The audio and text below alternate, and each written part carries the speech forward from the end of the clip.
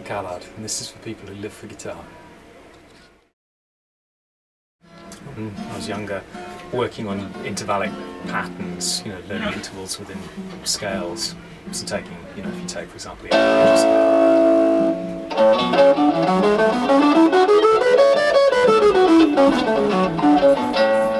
it's using 3-note string shape, obviously. So just learning to play it in different interval groupings, so in thirds.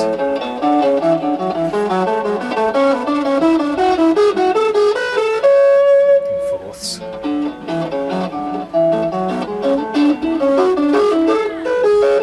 Fifths.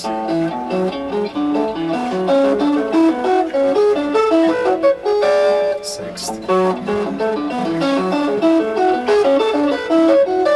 Sevenths. Again.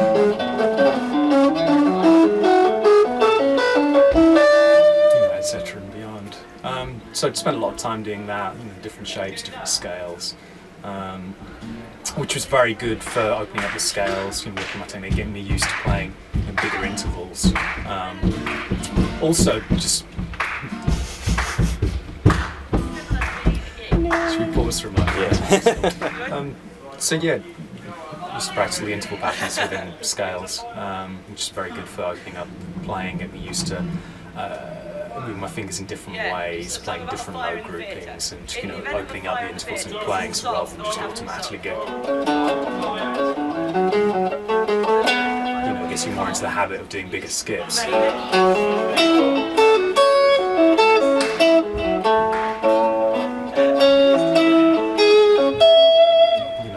get you in the habit of opening up. The other thing which I found really helped is working on string skipping. So actually trying to not play things on consecutive scales. And it's again something you can really easily do within the pentatonic scale. You can do it on a simple level, so rather than going to consecutive strings. You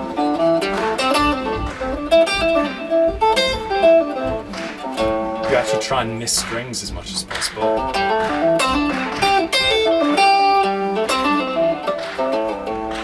It just again really opens up your playing.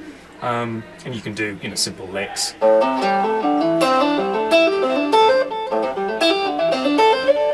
Or sort of exercises where you say to yourself, right, I'm going to play an A minor, or whatever key you choose, in whichever shape you choose, but the single goal of never playing anything on consecutive strings, which can be a real challenge, actually.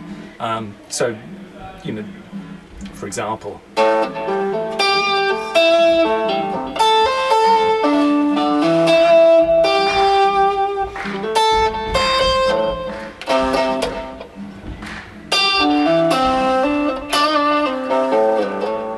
this kind of thing.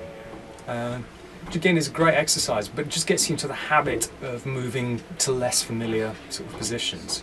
And something as simple as string skipping means you can play all your normal licks, but suddenly they stop sounding like predictable licks. So instead of kind of, if you do that with string skipping, suddenly it sounds kind of interesting.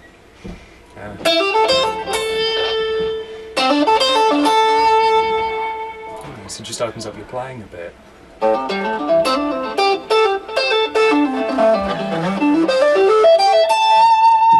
great. Cool. Your legato technique goes, obviously Holdsworth is a huge influence. Would you like to show some of that?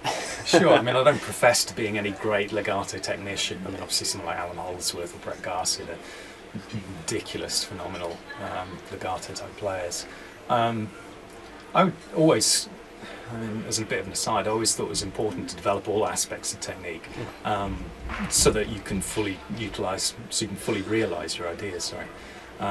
Because the more technically proficient you are, the less limitations you can have to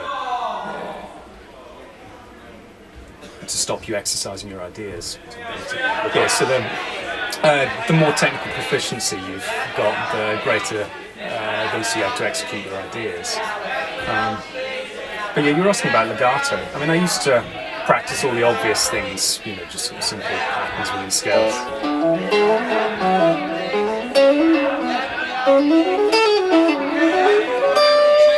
These sort of things, which are fairly obvious.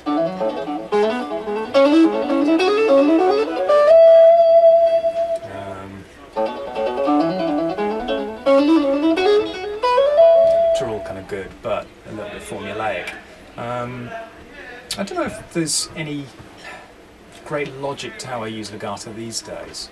I think I try to just play and use whatever technique works best for what I want to do.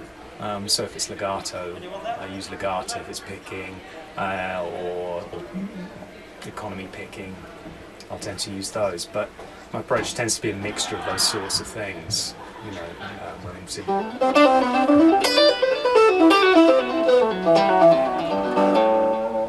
so I guess I like the sound of legato as opposed to picking every note. I like the fluidity of it. I think Holdsworth once said, if you think about a sax player, you wouldn't want to hear them tonguing every note. And similarly with guitar player, like picking every note is a similar sort of thing to me. You know, I like the fluidity you get with sort of hammering on, pulling off in slides and this kind of thing. I use a lot of economy picking actually as well. It's something I quite like, legato style.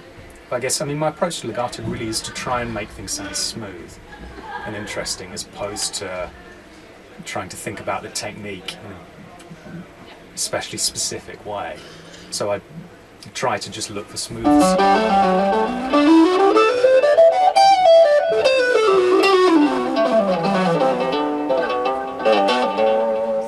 Try and look for sort of smoothness, and then use the pick or fingers to actually accentuate different notes to try and give the line a bit more sort of colour or texture or interest, rhythmic interest. This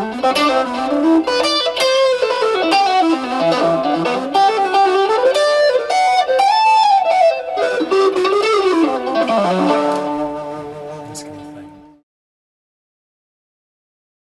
So you've made it more musical rather than worrying about techniques, the overall sort of thought. I think that should be the ultimate goal of everyone. I think anyone who focuses only on technique ultimately, has lost the whole point of music. Music's about communication. Really, it's about trying to express a mood or an emotion. So I think you need to develop technique, as I said before, to be able to execute your ideas, but to only focus on technique.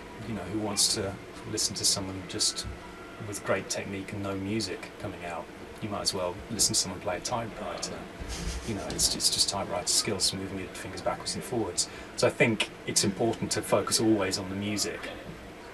It's one of the things I love about Alan Holdsworth against a lot of people, because however fast he plays, it's always about music, it's always about ideas. It always sounds beautiful, it's always stunning. His focus is only ever on executing musical ideas, which is what makes him such a giant for me. Or if you look at, Bill Evans, pianist Bill Evans, again, monster technician, but it's only ever about music, it's only ever in service of the music. And so I think that's the ultimate goal for any musician, to develop the technique you need to execute your musical ideas in the best way possible. That's certainly what I try to do.